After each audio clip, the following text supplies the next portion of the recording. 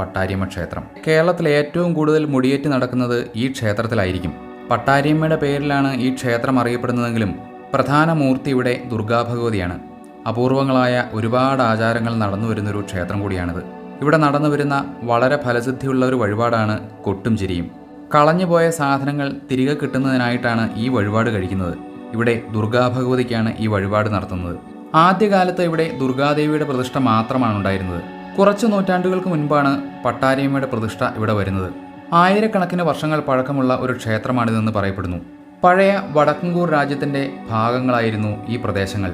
വടക്കൻകൂർ രാജാക്കന്മാരുടെ പരദേവതാ സ്ഥാനം കൂടിയുണ്ട് ഇവിടുത്തെ ദുർഗാഭഗവതിക്ക്.